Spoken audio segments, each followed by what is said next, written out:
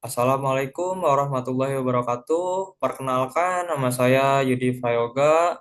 Saya dari TI 24C dengan NIM 24416226201193. Mohon izin kepada dosen pengampu yaitu Bapak Insinyur Fatur Rahman, SPD MT. Di sini saya ingin mempresentasikan proses manufaktur dengan materi pembentukan logam, pengecoran, dan plastik. Next ke slide selanjutnya. Pertama,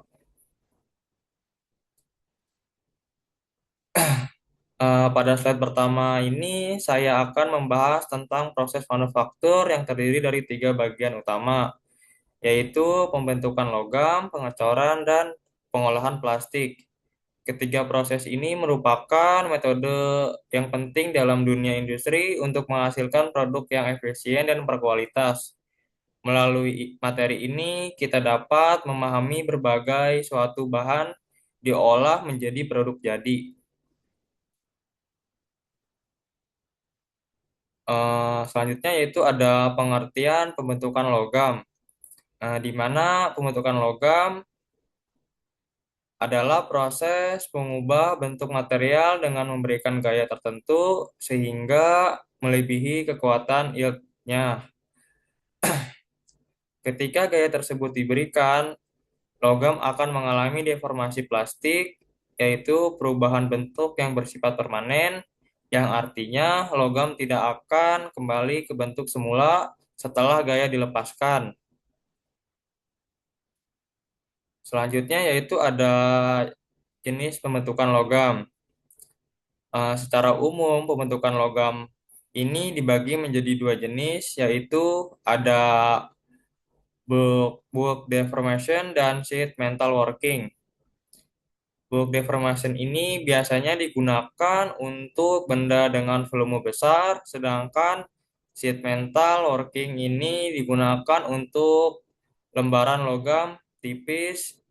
Kedua jenis ini memiliki karakteristik dan aplikasi yang berbeda dalam dunia industri. Selanjutnya yaitu ada contoh proses logam, di mana contoh proses logam ini pembentukan antara lain rolling forging, extrusion, dan drawing. Rolling ini digunakan untuk mengurangi ketebalan material, forging untuk meningkatkan kekuatan melalui tekanan, extrusion untuk membentuk profil tertentu, dan drawing untuk mengurangi diameter proses. Proses-proses ini banyak digunakan dalam dunia industri seperti otomotif dan konstruksi. Untuk contoh produknya, rolling adalah baja lembaran, untuk forging digunakan untuk crankshaft kendaraan, extrusion digunakan untuk kusen aluminium, dan drawing digunakan pada kabel. Selanjutnya yaitu ada pengertian pengecoran. Pada proses pengecoran logam ini merupakan proses pembuatan produk dengan cara mencairkan logam, kemudian menuangkan ke dalam cetakan. Setelah logam membeku, maka akan dibentuk produk sesuai dengan bentuk cetakan yang digunakan. Untuk contoh produknya yaitu hasil pengecoran adalah blok mesin kendaraan dan velg mobil. Untuk selanjutnya ada proses pengecoran, di mana proses pengecoran ini terdapat ada beberapa tahapan penting yaitu pembuatan cetakan, penuangan logam cair, proses pendinginan, pembongkaran cetakan, dan pembersihan hasil cor. Nah, jadi setiap tahapan ini harus dilakukan dengan baik agar menghasilkan produk yang berkualitas. Untuk selanjutnya yaitu ada jenis pengecoran. Jadi ada beberapa jenis pengecoran yang umum digunakan seperti sand casting, cell molding, investment casting, dan dies casting. Masing-masing metode ini memiliki kelebihan dan kekurangan tergantung pada kebutuhan produksi seperti tingkat kepresisi, biaya, dan jumlah produksi.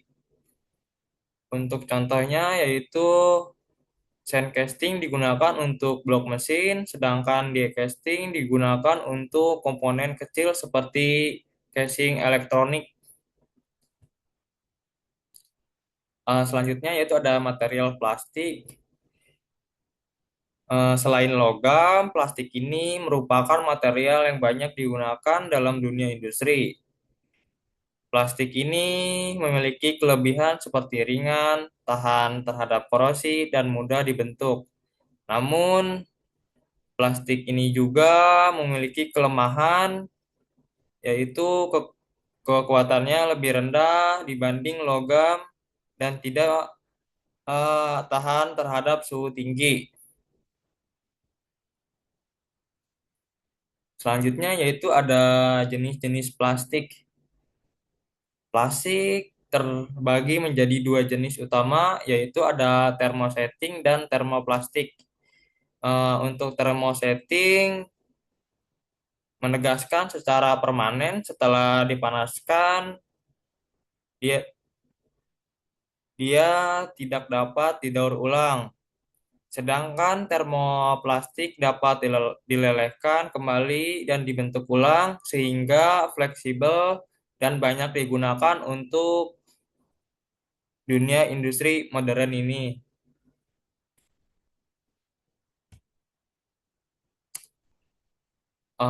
Selanjutnya ada proses plastik. Proses pembentukan plastik ini meliputi beberapa metode seperti injection molding, extrusion, dan blow molding. Metode ini digunakan untuk menghasilkan beberapa produk seperti botol, pipa, dan komponen elektronik. Sebagai penutup, materi ini dapat disimpulkan bahwa proses manufaktur melibatkan beberapa teknik yang memiliki fungsi masing-masing. Dengan proses ini, kita dapat mengetahui bagaimana suatu produk dibuat secara efisien dan berkualitas. Sekian dari saya, kurang lebihnya mohon maaf. Wassalamualaikum warahmatullahi wabarakatuh.